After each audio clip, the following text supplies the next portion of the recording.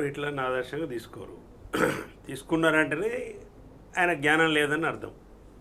ఒక ఫ్యాసిస్ట్ మనస్తత్వం ఉన్న ముఖ్యమంత్రి ఇవాళ ఈ తెలంగాణ రాష్ట్రాన్ని వెళ్తున్నాడు. ప్రజలను మోసం చేసి అలవిగాని హామీలు ఇచ్చి ఓట్లు వేయించుకున్న తర్వాత ఇవాళ అసలు స్వరూపం బయటకు వచ్చేసింది. రోజు రోజుకు తెరలు ఏమంటారు మబ్బులు విడిపోతున్నాయి. చంద్రముఖి సినిమాలు కనుక బయటకు వచ్చినట్టుగా ఒక్కొక్క ఘటన జరుగుతుంటే ఒక్కొక్క ప్రెస్ మీట్లో ఒక్కొక్క విషయాల పట్ల ముఖ్యమంత్రి అసలు స్వరూపం బయటకు వస్తుంది. హిట్లర్ను ఆదర్శంగా తీసుకోవడం అనేది ఒకటి చెప్పి, హైడ్రా అనేది లేని హైడ్రా అని ఒకటి, అసలు హిట్లర్ దాంట్లో హైడ్రా అనేది లేనిది ఒకటి చెప్పి, అది కామిక్ సినిమాలలో ఉన్నది అసలు పరిజ్ఞానం లేక.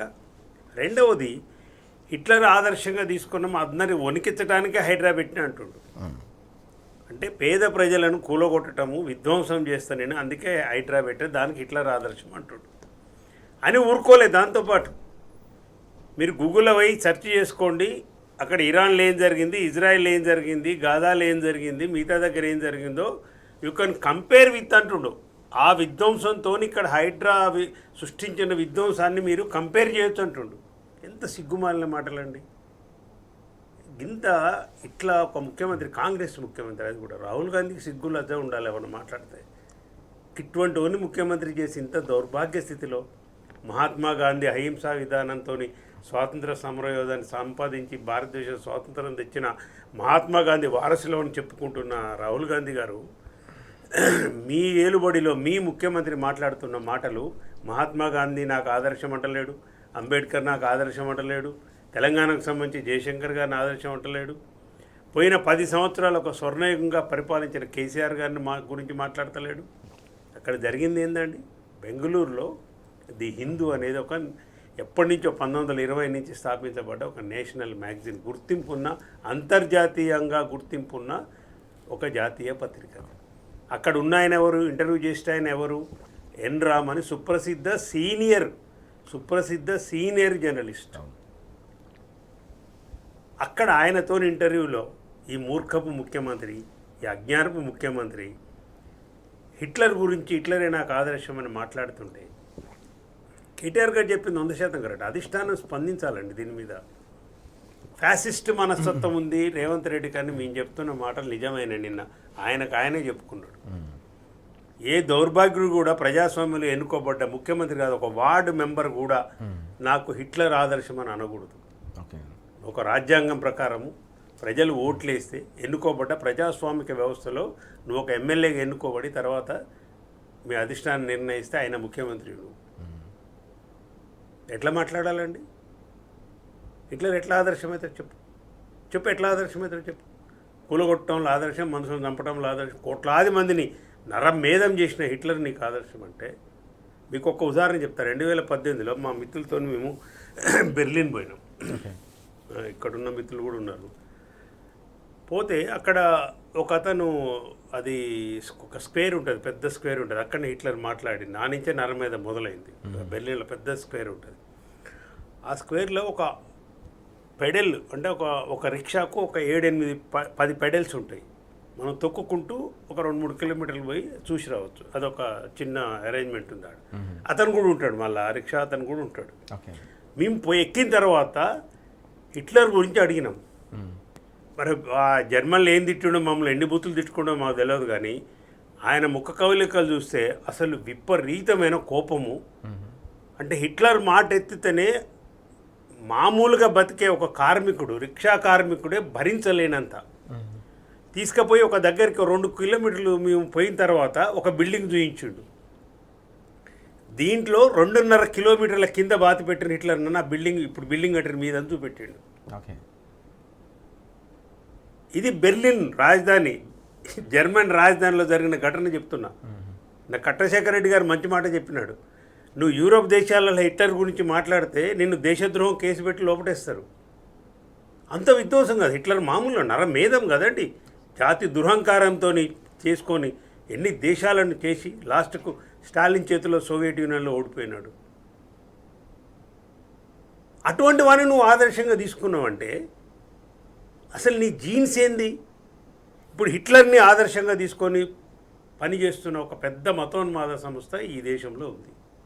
అది అందరికీ తెలిసిందే. వాళ్ళకి హిట్లర్ ఆదర్శం, గాడ్సే ఆదర్శం.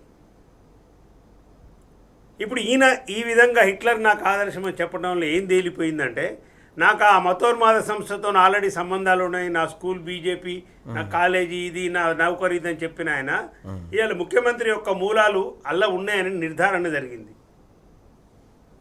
భారత రాజ్యాంగాన్ని ఒప్పుకోని సంస్థ, త్రివర్ణ పతాకాన్ని గుర్తించని సంస్థ, అంబేద్కర్ని గుర్తించని సంస్థ, మనుధర్మశాస్త్రం మనకు ఉంది కాబట్టి రాజ్యాంగం వద్దన్న మతోన్మాద సంస్థకు ఈయనకు సంబంధాలున్న అయ్యే మూలాల నుంచి వచ్చినట్టు మళ్ళీ చెప్తున్నాడు. కానీ ఒక్కటి కేటీఆర్ గారు చెప్పినట్టు హిట్లర్కి ఏ గతి పట్టిందో అంతకంటే దారుణమైన గతి పడుతుంది. ఎందుకంటే ఇది ప్రజాస్వామ్యం. తుపాకులు తీసుకొని కాల్చేది కాదు ఇక్కడ. నువ్వు ప్రజలు నిన్ను ఎన్నుకున్నది పరిపాలన చేయమంటే నీ కూలగొడతా ఇంకా అక్కడ జరిగిన విధ్వంసంతో కంపేర్ చేసుకోండి అంటుండు. అంటే ఎంత గర్వం అండి, ఎంత అహంకారపూరితమైన మాటలు. ప్రజలు నీ మీద పెట్టిన విశ్వాసాన్ని నిలుపుకోలేని స్థితి సిగ్గుగా అనిపిస్తలేదా? మాకే సిగ్గుగా అనిపిస్తుంది. ఇంకొకటి, అక్కడ ఉన్నాడు, పోయింది తెలంగాణ ముఖ్యమంత్రిగా. తెలంగాణ ముఖ్యమంత్రిగా అదే ఎన్ రామ్ గారు చాలాసార్లు కేసీఆర్తో కూడా ఇంటర్వ్యూ చేసినారు. ముఖ్యమంత్రిగా ఉన్నప్పుడు, ప్రతిపక్ష లీడర్గా ఉన్నప్పుడు కూడా చేసి, ఉద్యమం నడిచే టైంలో కూడా చేసాను హిందూ. మరి ఆయన ఎంత, నేను అనుకుంటా ఆయన మస్తిష్కం కూడా బహుశాపు ఈయన ఇంటర్వ్యూ జరుగుతున్న సేపు ఆయన మదడు ఏం పని చేయకుండా అక్కడ ఉన్న కెమెరామెన్లు కానీ చుట్టుపక్కల ఉన్న వాళ్ళకి కానీ ఉండరు కదా, అక్కడ కాంక్లేవ్లో చాలామంది ఉన్నారు కదా, అందరికి కూడా అసలు ఎవరిని బుర్ర పని చేయకుండా అసలు ఏం మాట్లాడుతుండు వీడు, ఏం తెలివి. ఒక ముఖ్యమంత్రి ఏంది, కేసీఆర్ను చూసినాము, టాలెస్ట్ పర్సనాలిటీ, అలాంటి రాష్ట్రానికి ఇట్లాంటి వెధవ ముఖ్యమంత్రి ఉన్నాడు. అసలు ఏంది పరిస్థితి అని కూడా వాళ్ళు కూడా ఆశ్చర్యపోయే పరిస్థితి వస్తుంది. భూస్వామ్య ఫ్యాసిస్ట్ మనస్తత్వం ఉంది నాకని రేవంత్ రెడ్డి తనే ఒప్పుకున్నాడు. ఇక కాబట్టి ఇమ్మీడియట్గా ఫ్యాసిస్ట్ ముఖ్యమంత్రులు ప్రజాస్వామ్యంలో ఉండటానికి వీల్లేదు. ప్రజాస్వామ్యంలో ప్రజాస్వామ్యాన్ని నమ్మకం ఉండాలి, రక్షించాలి, ప్రజాస్వామ్యయుతమైన పాలన చేయాలి. కేసీఆర్ గారు ఎవరి ఆదర్శం అని చెప్పిండు మాకు? అంబేద్కర్ ఆదర్శము ఆర్టికల్ 3 ప్రకారమే మేము మా రాష్ట్రం మాకు కావాలని 14 సంవత్సరాలు ఉద్యమించిండు, 10 సంవత్సరాలు పరిపాలన చేసిండు. మహాత్మా గాంధీ అహింసా పద్ధతుల్లోనే తెలంగాణ రాష్ట్రాన్ని సాధించాలి, రక్తపాతం వద్దు అని చెప్పి మహాత్మా గాంధీ గారు లైన్లో కేసీఆర్ గారు పోరాటం జరిపిండు. ఇవాళ సెక్రటేరియట్, నువ్వు కూర్చుంటున్న సెక్రటేరియట్ ఏమైంది? దాని ముందు అంబేద్కర్ గారి విగ్రహం, పెద్ద విగ్రహాన్ని లెఫ్ట్ సైడ్ పెట్టి ఎదురుగా అమరవీరుల జ్యోతి పెట్టి ఒక వాతావరణాన్ని అక్కడ రాగానే ఒక వైబ్రేషన్, తెలంగాణ వైబ్రేషన్ వచ్చేటట్టుగా చేశాడు. మధ్యన నువ్వు పార్కంలో పుడకలాగా మీ రాజీవ్ గాంధీ పెట్టావు. ఇది కేసీఆర్ గారి పరిపాలన. ప్రజాస్వామ్య పద్ధతిలో పరిపాలన చేసిండు. అంబేద్కర్ని ఆదర్శంగా తీసుకొని, జయశంకర్ గారిని ఆదర్శంగా తీసుకొని, అమరవీరుల త్యాగాల ఫలితాన్ని ఇవాళ తెలంగాణను 9.5 సంవత్సరాల్లో దేశంలో నెంబర్ 1గా ఉంచుడు అన్ని రంగాలలో. చెయ్యి, నువ్వు చేస్తా అంటే నిన్ను కూడా ప్రజలు ఎన్నుకున్నా నీకు అవకాశం వచ్చింది. కేసీఆరే చెప్పిన పెద్దలు, చిన్న వయసులో నీకు అవకాశం వచ్చింది. కేటీఆర్ గారు అసెంబ్లీలో చెప్పినారు, చిన్న వయసులో నీకు అవకాశం వచ్చింది, మంచి పరిపాలన చేసి కేసీఆర్ కంటే మంచి అనిపిస్తుంది. ఇదా ఇంత నీచపు, దౌర్భాగ్యపు, హీనపు, ఇక తెలుగులో ఎన్ని పదాలను అన్ని పదాలు వాడినా దీనికంటే తక్కువే.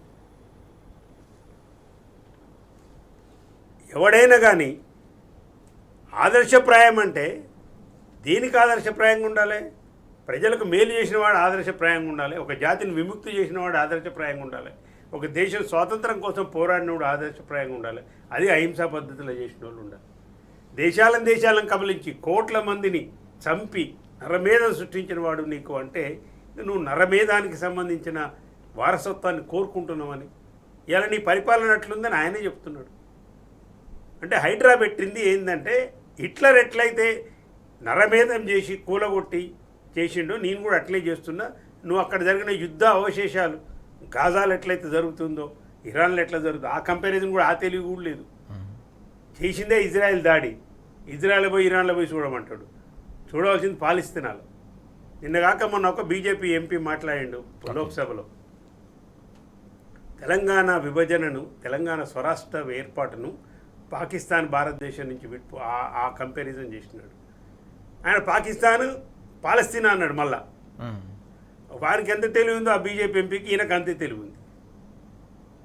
ఆ జ్ఞానం కూడా లేదు, ఆ కనీస పరిజ్ఞానం లేని హీనపు దుర్మార్గమైన మనస్తత్వం ఉన్న మనిషికి రేవంత్ రెడ్డి బయటకు వచ్చి తెలంగాణ సమాజం గమనించాలి, దయచేసి దృష్టి పెట్టండి.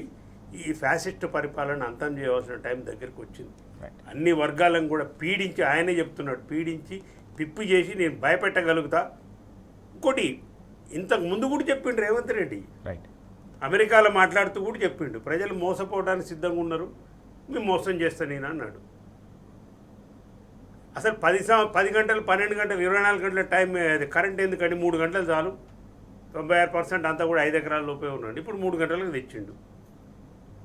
మోసం చేస్తా అన్నాడు, చేసిండు. ఇప్పుడు హిట్లర్ నేను అన్ని కూలగొడతా, ఎదురుగున్నాయని కూలగొట్టాడు. కట్టడం అనేది నా డిక్షనరీలో లేదు, కట్టే పదం అనేది నాకు నచ్చదు. నిర్మించటం అంటే కేసీఆరే. కేసీఆర్ ఆనవాళ్ళు లేకుండా కట్టేని కూలగొడతా, పేద ప్రజలని ఇండ్లు ధ్వంసం చేస్తా, అరెస్టులు చేస్తా, నేను అనుకున్నది చేస్తా, మూసి ప్రాజెక్టు చేస్తా, మా మేడం గారికి మా రాహుల్ గాంధీకి 20,000 కోట్లు పంపిస్తా, నెలకు అప్పం పంపిస్తా. ఇంత హీనంగా కాంగ్రెస్ అధిష్టానం అయితే నా జీవితంలో 40 సంవత్సరాలు నేను కూడా రాజకీయం చూస్తున్నా, కానీ ఇంత హీనంగా అయితే ఎన్నడూ లేదు కాంగ్రెస్ అధిష్టానం. చాలామంది ముఖ్యమంత్రులు మార్చిండ్రు, చేసిండ్రు, అన్నీ చేసిండ్రు, కానీ ఇంత హీనంగా డబ్బుల కోసం కేవలం నెల ముడుపులు పంపుతున్న కారణంగానే రేవంత్ రెడ్డిని ముఖ్యమంత్రిగా ఉంచుతున్నారు తప్పితే ఏముందండి దాంట్లో? ఒక అవగాహన లేని ఒక హౌలా వెధవ ముఖ్యమంత్రిని ఈ రాష్ట్రం మీద రుద్ది కాంగ్రెస్ పార్టీ ఎంత అన్యాయం చేస్తుండండి కాంగ్రెస్ అధిష్టానం. మీరు వచ్చి అందరు డిక్లరేషన్స్ అని చెప్పారు కదా, రాహుల్ గాంధీ, ప్రియాంక గాంధీ, సోనియా గాంధీ, ఇదే ఇవాళ చేసేది కాంగ్రెస్ ముఖ్యమంత్రి చేసే పని ఇది. కాబట్టి తెలంగాణ సమాజము జాగ్రత్తగా ఉండాలి. ఇది కాకుండా కూడా ఈయన వెధవతనము, ఈ అన్నీ కూడా మూర్ఖపు ఆలోచనలు, హిట్లర్ ఇవన్నీ నడుస్తున్నప్పటికీ తెలంగాణ అస్తిత్వం మీద కూడా దాడి జరుగుతుంది. చంద్రబాబు నాయుడు, మోడీ, ఈయన ఆధ్వర్యంలో ఇప్పుడు నీళ్ళ విషయంలో ఎట్లా మళ్ళీ చర్చ చాలా దాడులు జరుగుతాయి. అస్తిత్వ పోరాటం మళ్ళీ అందరూ కూడా తెలంగాణ వాదులు, ప్రజాస్వామికవాదులు తెలంగాణ అస్తిత్వం మీద దాడి జరుగుతున్న దాడిని ఖండించాలి. దీనికి మళ్ళీ ఒక ఉద్యమానికి మనం తయారు కావాల్సిన అవసరం అయితే ఖచ్చితంగా ఉందండి.